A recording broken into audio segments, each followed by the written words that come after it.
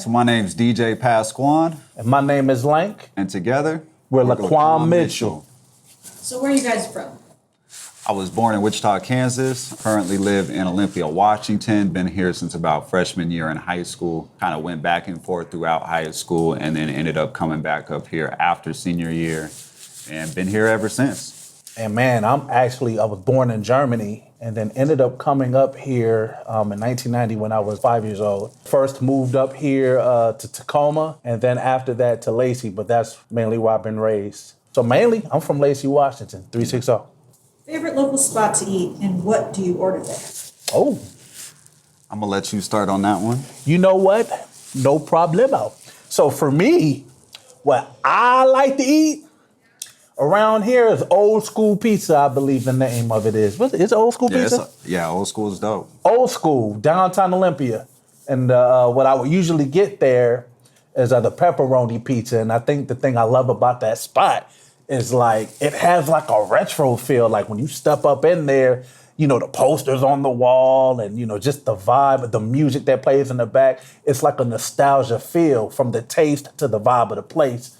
And I love that place, that pizza, you know what I'm saying? So that's my spot. Well, you went old school. Mm-hmm. I think I might have to go Maconi's, which be the sub shop. Usually what I order would be a Philly cheesesteak, hot and ready. They also do a very good roast beef. Little fun fact about the roast beef, what we used to grab before shows when we be rocking performances down at the Voyeur. That was the go-to. Hey, we downtown, set up gear. Let's go run and get a sub real quick. Let's come back down. And that way, you know, you got something in your stomach before you got to hit the stage. Them subs came in clutch. No mayo. No mayo. How did you guys meet each other? Ooh. Let's start from Pasquan's perspective. I say first time I met Lank was at Hip Hop for the Homeless, the homie Lover J. Had him come down. I was DJing. He was doing the open mic night and came up to the DJ table saying, hey, you know, I'm one of the performers tonight, and then handed me a CD. The thing that happened with the CD is my CD drive on my laptop wasn't working at the time, so I was only rocking flash drives, but he was very understanding in that, very gracious. We ended up letting the sound man played a CD because I wasn't able to. Still had a great interaction through all that. And then down the line, linked back up. I think it was down at one of the bridge events at the Well downtown. Afrock had brought him down to rock a set where he actually shared his set with Lank that night, feeling like people really needed to hear what Lank had to say. Lank was really vibing off of my DJ set, and we was chopping with music, just the 90s and reminiscing, and said, hey, you know, if you get some time, I want to, you know, invite you over to the spot, and just so we can, you know, so I can pick your brain over music. That was probably 7-8 years ago, and we still kicking it strong today. So, you know, it's crazy how a quick little interaction and a good first impression can turn into, you know, making an album together. You know, everything my brother said, I appreciate, right? You can see it in the eyeballs, in my eyeballs. See, the thing is, right, I just want to explain myself. So this is the thing. I come from the era, you know, where people say, you know, show tracks. I'm not placing the blame on nobody. But where I come from, you know, I performed at events, whether it's within the church, bar, place, wherever, in the streets, however.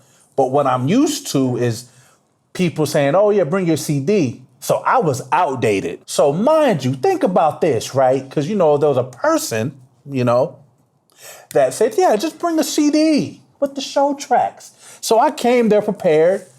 And as I was going up to DJ Pasquan, I was introducing myself, and then I was about to hand him off my show track CD. And he was also gracious towards me. He just looked and was like, hey, man, sorry, I'm not able to do it. Do you have a flash drive? And I'm like, flash drive? I'm like, what's a flash drive? Flash drive. I didn't know what it was. But see, that was a teaching moment for me.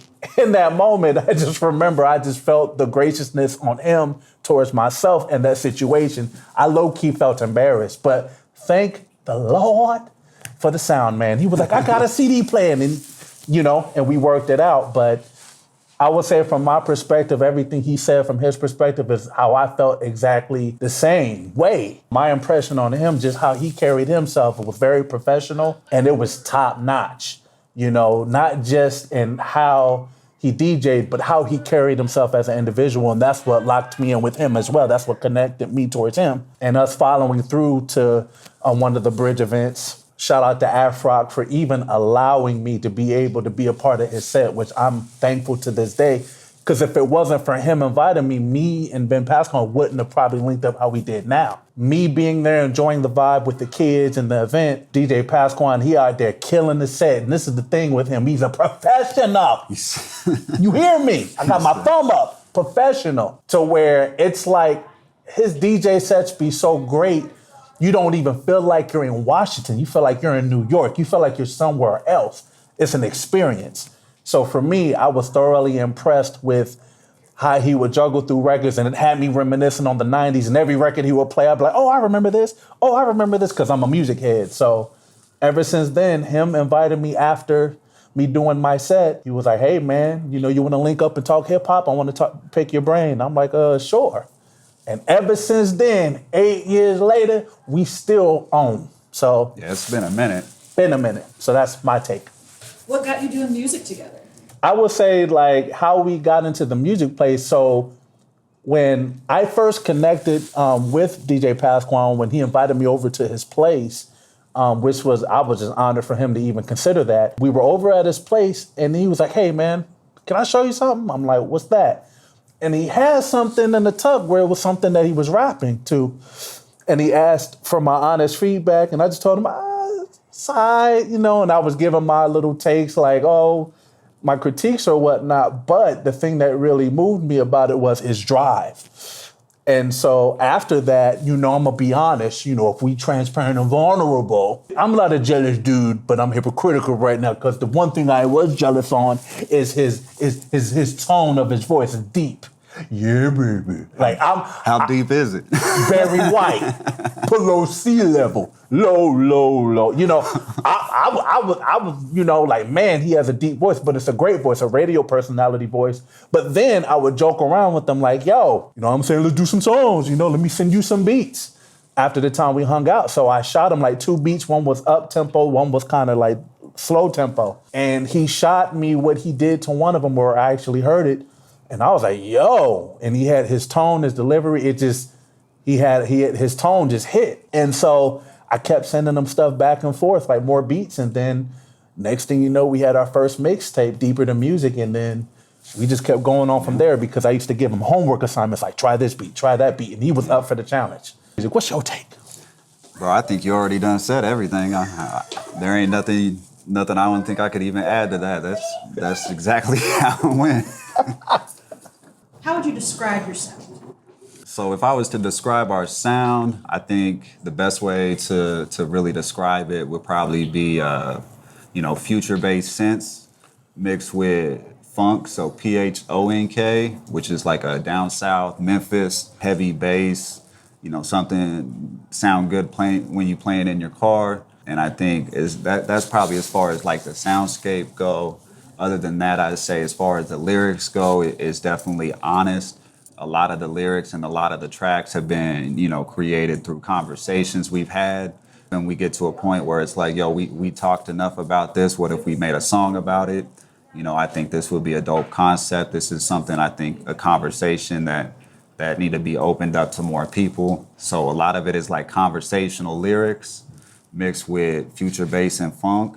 Definitely something I haven't heard been done the way that we do it, and something that definitely is unique to us individually in the way we go about it. He hit it on the head. It's just a mixture between future bass, funk, and then some underground elements too, regarding the Hypnotized Minds and 3-6, like late 90s, early 2000s kind of sound, but like a fusion of all of that. It's like a gumbo. It was a process coming up with a sound because it took us around 2 years to actually nail down a sound. The process of it is us discussing like future bass, and then, that didn't hit all the way as we would think. And then later down the line, he was like, hey man, you ever heard of funk? And I'm like, funk? And he shot me an example. I'm like, yo, I know that sound, but yo, this is fresh.